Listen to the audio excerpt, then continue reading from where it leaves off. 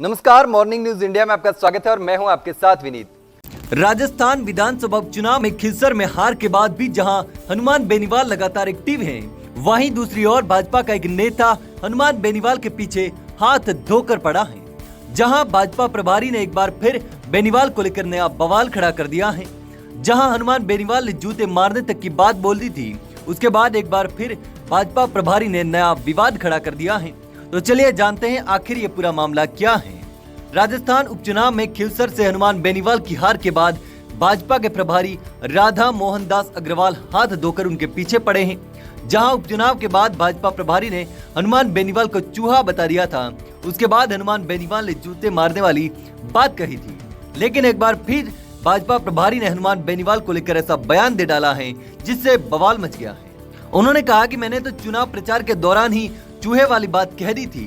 जब मैं पहली बार चुनाव को लेकर बूथ अध्यक्षों की बैठक में एक कहानी सुना रहा था, वो कहानी सुनाते हुए राधा मोहन दास अग्रवाल ने कहा कि एक जंगल में एक साधु रहता था, वहीं पर एक चूहा भी रहता था। तो एक बार चूहे ने गुरुजी से कहा कि बाकी सब तो ठीक हैं, लेकिन बिल्ली हमको बड़ी पसंद करती है। तो साधु ने पूछा क्या किया जाए, तो चूहे ने कहा कि मुझे बिल्ली बना दो। लेकिन कुछ दिन बाद वह बिल्ली बना हुआ चूहा वापस आ गया और साधु से बोला कि लोमड़ी हमको बहुत परेशान करती है, मुझे लोमड़ी बना दो। तो साधु ने उसे लोमड़ी बना दिया।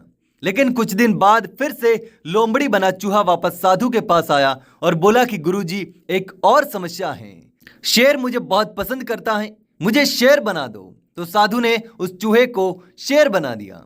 लेकिन जैसे ही चूहे को शेर बनाया तो उसने साधु पर हमला बोल दिया। तो साधु ने गुस्से में आकर फिर से उसको चूहा बना दिया। तो उसी तरह हनुमान बेनीवाल को भी जनता ने शेर बना दिया था, फिर चूहा बना दिया। ये राधा मोहन दास अग्रवाल ने कहानी कहते हुए बताया है कि मैंने चुनाव के प्रचार के दौरान ही ये कहानी सुनाते हुए कार्यकर्ताओं को बता दिया था कि एक बार फिर से हनुमान बेनीवाल को चूहा बना देना है। इसके साथ ही उन्होंने कहा कि हनुमान बेनीवाल भाजपा के समर्थन से ही धीरे धीरे इतने से बड़े नेता बन गए हैं। तो ऐसे ही जनता ने एक छोटे से व्यक्ति को शेर बना दिया और फिर जनता को समझ में आ गया कि वह उन्हीं को खा रहा है, तो वापस उसे चूहा बना दिया। उन्होंने कहा कि मेरे कहने के बाद भाजपा के कार्यकर्ता यही नारे लगाते थे कि शेर को चूहा बनाना है, शेर को चूहा बनाना है, और हमने शेर को चूहा बना दिया। वही बात मैंने बाद में भी कही, लेकिन उस समय वो मामला मीडिया में आ गया, मीडिया वहां पर मौजूद था और वो हाईलाइट में आ गया। तो मैंने तो ये बात पहले ही कह दी थी, मीडिया में बाद में आई। लेकिन इसके साथ ही दूसरी ओर राधा मोहन दास अग्रवाल ने कहा कि ये तो मैंने कहानी सुनाई थी, इसे कहानी के तौर पर ही देखा जाना चाहिए। अब चुनाव खत्म हो गए हैं तो हनुमान बेनीवाल मेरे लिए एक माननीय सांसद हैं और मैं उन्हें सांसद ही मानता हूं। जब चुनाव आएंगे तब देखा जाएगा, लेकिन अभी यह मामला खत्म हो गया है। लेकिन हनुमान बेनीवाल को चूहा बोलना हनुमान बेनीवाल के समर्थकों पर नागवार गुजरा है।